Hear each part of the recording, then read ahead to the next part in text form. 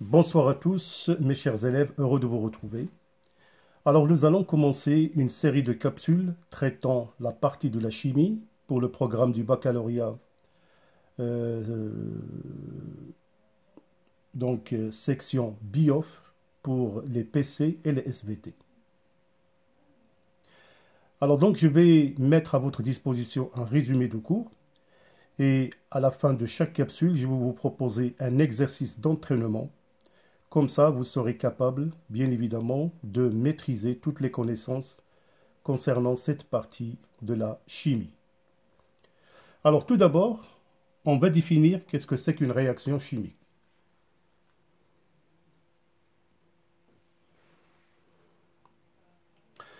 Alors, bien évidemment, tout d'abord, on va se poser la question, qu'est-ce que c'est que la chimie?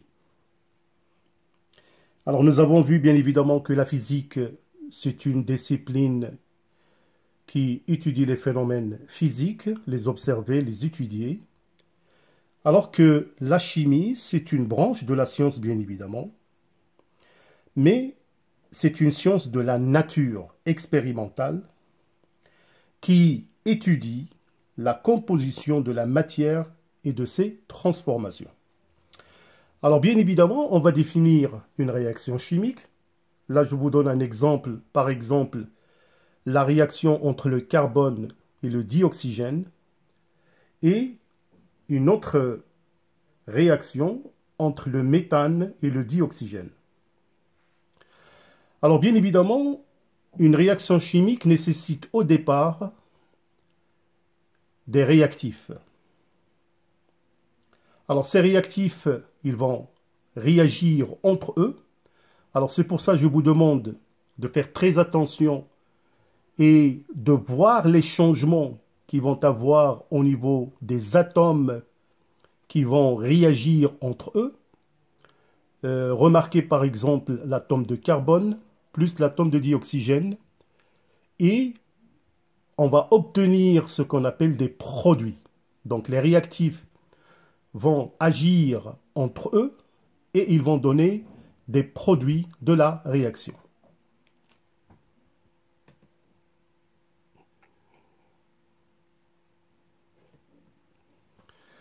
Alors là, qu'est-ce qu'on a obtenu dans la première réaction? C'est le dioxyde de carbone. Alors que dans la deuxième réaction, on a obtenu le dioxyde de carbone plus l'eau. Alors ce que j'aimerais bien vous annoncer dans ces réactions chimiques, et vous êtes censé faire très attention, est-ce que au cours de cette réaction chimique, il y a eu modification de la matière? Bien évidemment que oui. C'est-à-dire, on est parti de réactifs, on a obtenu des produits. Mais, est-ce que le nombre d'atomes a changé? Donc, la réponse que non. Qu'est-ce qu'on remarque? On remarque tout simplement que les produits issus de cette réaction chimique, ils ont subi une transformation, un réarrangement. Alors, bien sûr, on peut conclure ainsi qu'au cours d'une réaction chimique, il y a ce qu'on appelle la conservation de la matière. C'est très important. Faites très attention.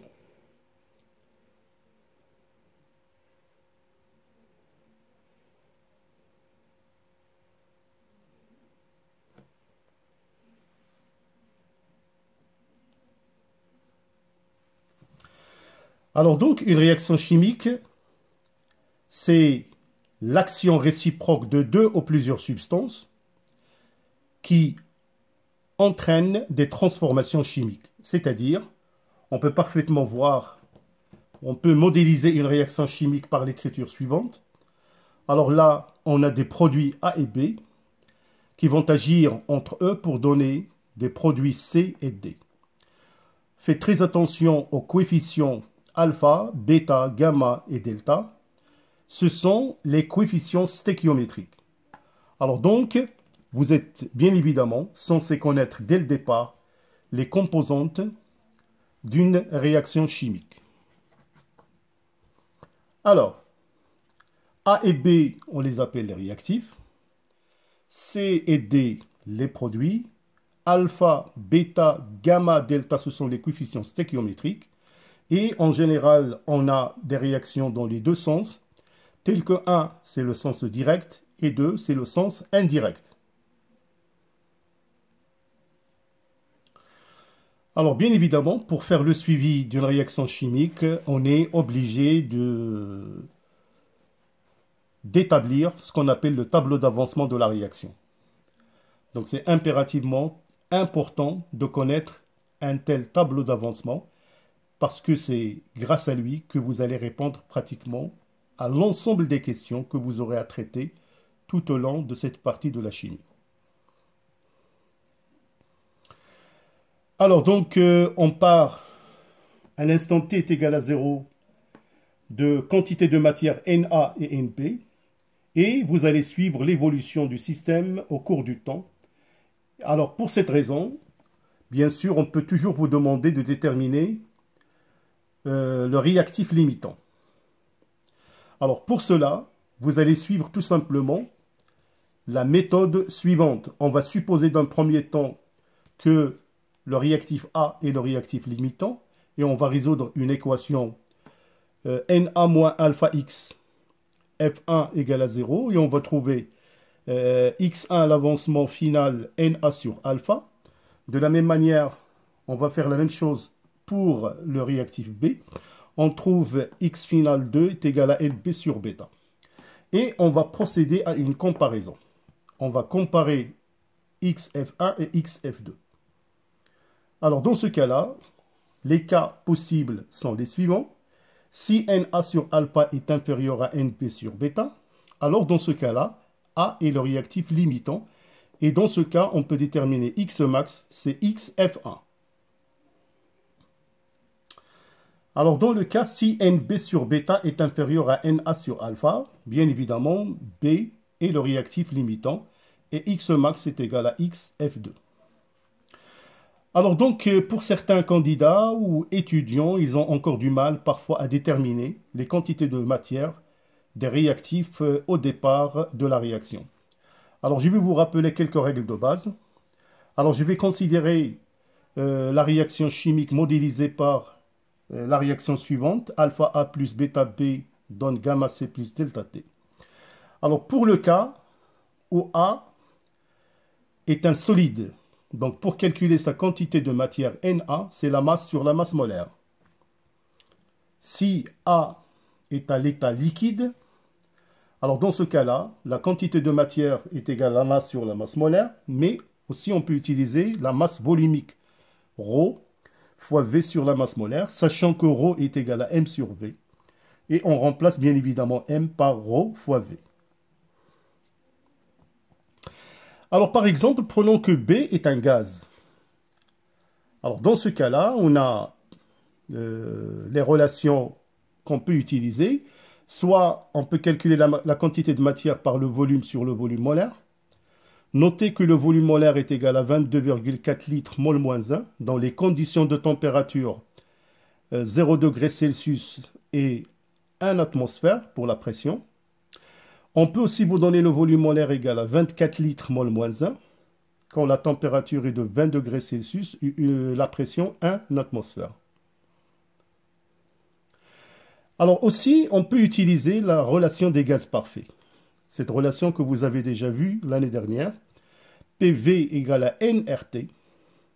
Alors bien évidemment, notez que R c'est la constante des gaz parfaits. En général, on vous donne sa valeur. Donc R est égal à 8,34 341 par exemple pascal mètre cube mol moins 1 Kelvin moins 1. Faites très attention aux unités à utiliser. Si R est égal à 0,082, donc les unités seront l'atmosphère, litre, mol moins 1, Kelvin moins 1. Alors pour déterminer la température en Kelvin, c'est la température en degrés plus 273 plus 15. Alors bien sûr, on peut utiliser les concentrations molaires, par exemple Ca est égal à la quantité de matière sur le volume. Il est exprimé en mol litre moins 1. Alors dans ce cas-là, on peut déduire la quantité de matière Na est égale à Ca fois V.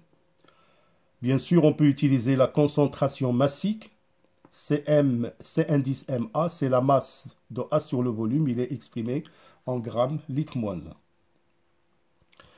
Alors maintenant, nous allons étudier un type de réaction chimique pour cette année. Ce sont les réactions d'oxydoréduction. Alors, c'est quoi une réaction d'oxydoréduction? Alors, une réaction redox, c'est une réaction chimique au cours de laquelle se produit un transfert d'électrons. Donc, on va obtenir un couple oxydant-réducteur.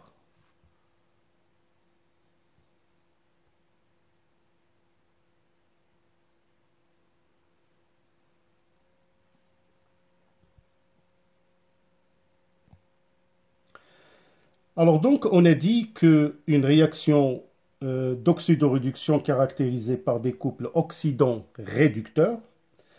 Alors on peut bien évidemment se poser la question, que se passe-t-il entre l'oxydant et le réducteur? Alors, vous allez voir que les deux espèces oxydant et réducteur donc, sont obtenues en passant de l'un à l'autre par un gain ou perte d'un ou plusieurs électrons.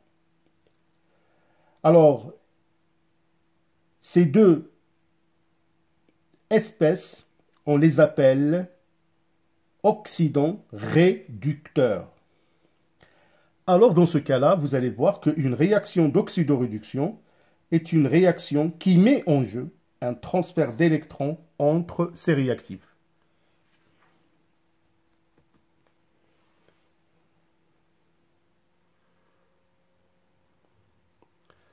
Vous remarquez ici un échange d'électrons entre atomes et ions.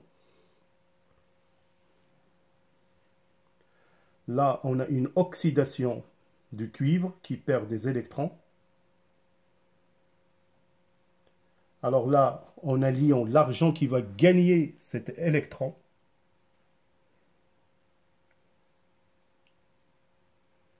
C'est très important. Donc, au cours d'une réaction d'oxydoréduction, il y a un transfert d'électrons entre, bien évidemment, les réactifs.